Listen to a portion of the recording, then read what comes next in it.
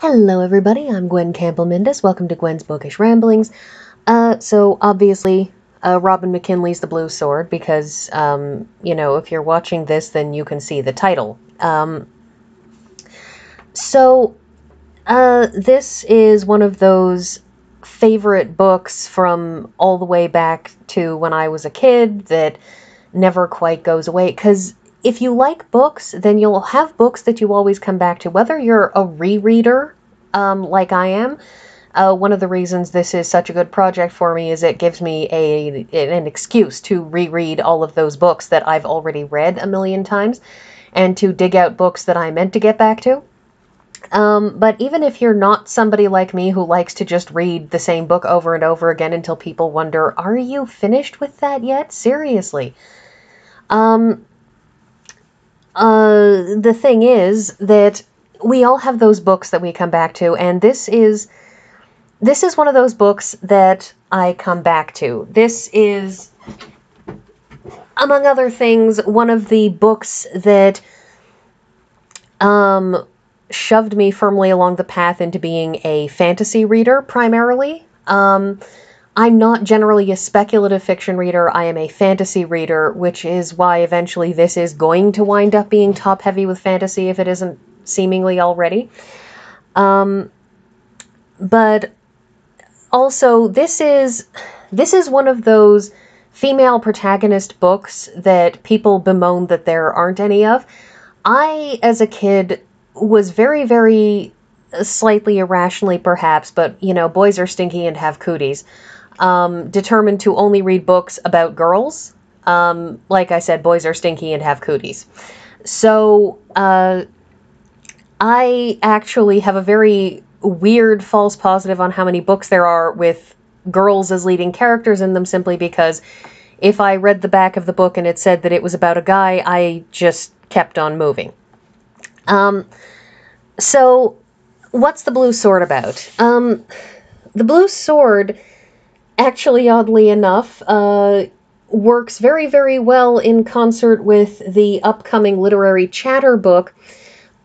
This is a book that is very much like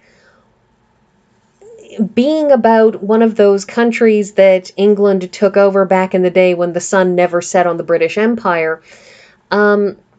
Because our lead character, Harry, Angharad, she is not a Harriet, she is an Angharad, is from a very England-like place and has been taken to a very pseudo-Middle Eastern type place, because her parents died and her brother, Richard, who doesn't really know what to do to support his sister, talked to his superior officers and the superiors out there, and Sir Charles, who runs the residency, the local government in the area and all that, he winds up offering to a place to stay for Richard's sister, who is the protagonist of this book. And so the book opens with her feeling somewhat disaffected and disappointed.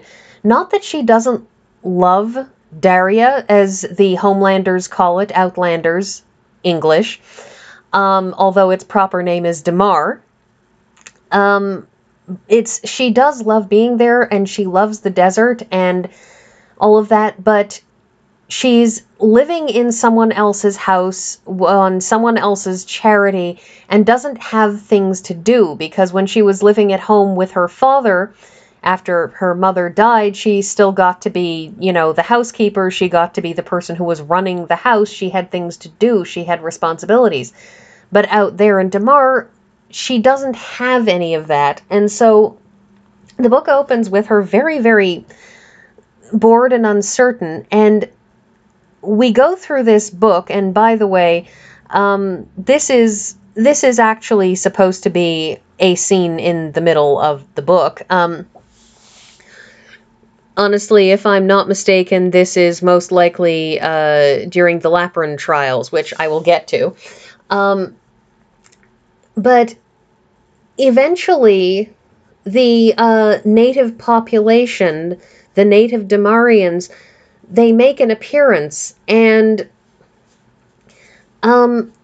for a strange reason, King Corlath is informed by his magical gift, which is one of those, they call it Kalar, and it is a magical gift, but it's one of those magical gifts that doesn't come, it's not like Valdemoran mind magic gifts where they come in specific flavors of telepathy or empathy or pyrokinesis, fire starting, and and that sort of thing. It doesn't come in specific flavors like that, and it's not like Harry Potter magic, which is powerful and immediately utile. You can't... Kalar is one of those difficult magical gifts where you can do some stuff with it, like light fires, because, I mean, every magic user in the world gets to light fire. But at the same time, it's very, very limited. It's the kind of thing that mostly you get to use it for, that when you get angry, it will cause the other side in a battle to the death to fall down. It's a very weird twisting of chance. That said, the prequel/sequel, well, it is definitively a prequel, although it was written after this book. At that point in history, the Kalar, the magical gift, could be used for more things. But by this point but at the point that we see it in the Blue Sword, it's something that it almost has a mind of its own. It offers a certain amount of prescience, a certain amount of ability to see the future, but it doesn't allow you, to clearly predict things. It'll give you a vision of a thing that might possibly be useful or it might not be. And so King Corlath of Damar, he is basically forced by his magical gift to kidnap Harry and take her with him. He doesn't want to take her with him. He doesn't know what some random blonde woman has to do with anything, but his gift won't let him go until he agrees to do it and does it. So he does it. And Harry gets taken by them and gets trained to be a warrior, because when they gave her their magical future predicting water, which they call the Water of Sight, she has an incredibly powerful vision, and her vision is of horses and battles and fighting and swords. And one of their traditions is when you first drink that, if what you see is horses and battles and swords, well, then you get handed a sword. And it's sort of, if you see something in that water, it's supposed to be clearly telling you that there's something you should be doing. And so because that's what she saw, then that's what she gets. And she gets trained and has a remarkable set of skills come out of almost nowhere. Although she posits, and we must agree with her, that this magical gift, the Kalar, is sort of, it's offering her assistance, it's making things easier, it's giving her a hand and a leg up, and in the end, it's a fine dramatic story. It has a certain artificiality to how people talk. It's much less casual than you would expect. And also, this is the copy of my current, the cover of my current copy of the book. I say, going completely off topic. The thing is, I'm trying to avoid just telling you the whole story about how she gets trained and then they have to go to war against the Northerners because the Northerners are coming to invade them, and then Corlath decides he's going to ignore a particular past, so Harry decides she's going to go block it off and goes on this crazy mission to collect various random people that she manages to stumble across, and they manage to hold the pass for a day, and then she uses magic to drop a mountain on top of the bad guys. There's a lot more to it than that. Also, there's a happy romantic ending that comes a little bit out of nowhere, but at the same time, it's kind of satisfying that, it all works out perfectly. I took down this because this is the cover that was on my original copy of the book, and I have no idea at all why I couldn't find a copy with this cover, because this is, in my opinion, a better cover. I mean, okay, it's very, very melodramatic, but I like this close-up of Harry on the back of her horse, Sungold, Sornin, with Gonturan the Blue Sword. And the sword has a name because, I mean, swords always have names, don't they? That's just how the universe works. There's Excalibur and Alana's, Alana of Trebon and allows lightning, and I'm running out of swords, but I don't pay that much attention to sword names.